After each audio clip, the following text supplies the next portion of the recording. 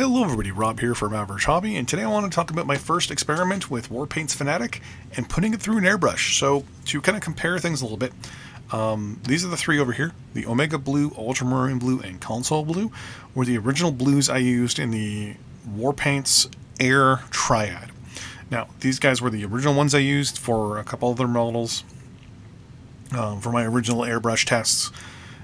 And they go fine. They're perfectly fine. They're good airbrush paints. I'm not going to say they're amazing or awesome because they're the first airbrush particular paints I've ever tried, and they're good. They're okay. They do exactly what they're supposed to do, and they're cheap.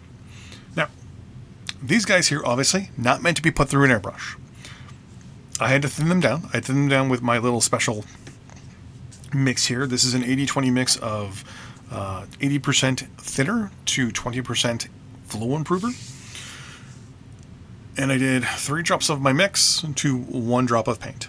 And it worked out pretty good. You could probably go a little, possibly less drops. Some people are saying you could do a 1-to-1 mix. I haven't tried that. I went to a 2-to-1, a 3-to-1, and a 4-to-1, and I found my sweet spot was 3 at 20 psi with a 0.3 millimeter nozzle. And yeah, they sprayed pretty good. I think the big test, once I get the full set of paints that I want to get to test, the test will be the 0.2 millimeter nozzle.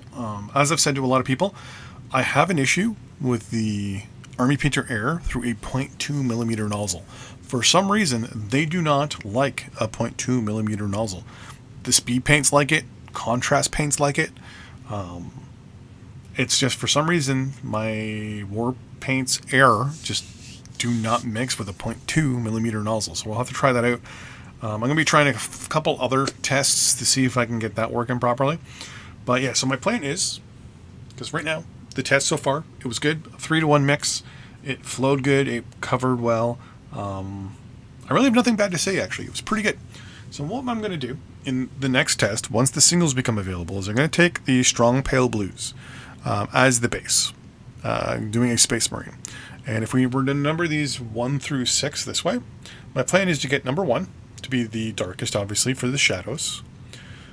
Number 3, which is the Ultramarine Blue for the main set of armor and all that stuff. Number 5 for the highlights. And then number 6 is what I'm going to call the trim color. That's where I'm going to come in with the pen, or with the paint, and maybe try to do a little bit of edge highlights here and there. So like, for example, go around the collar, hit it with the 0.2 millimeter brush along the top here at the power pack. Maybe hit each pauldron a little bit. Maybe even tap the arm a little bit. Just with a smidge, so it looks like the light is just kind of glaring off it.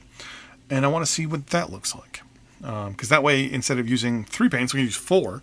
And I mean, it might look better. It might even look worse. I don't know. But that's an idea. Then the plan is with the quote-unquote, what I'm calling basically the fourth color, will also be to then kind of go over, say, for example,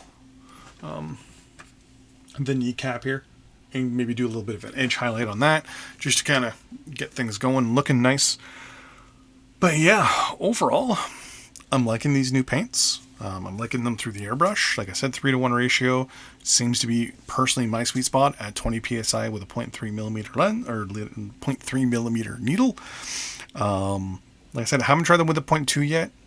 I didn't need to, but I'm going to be trying it when I get the other 3 paints, and giving everything a fair shake. So test number 1 with the Fanatics through the airbrush. Pretty darn good. One thing I will say that I really enjoyed about these over these was the utilization of what I like to call being bad at the hobby. Long story short, these are really horrible when it comes to putting through a brush.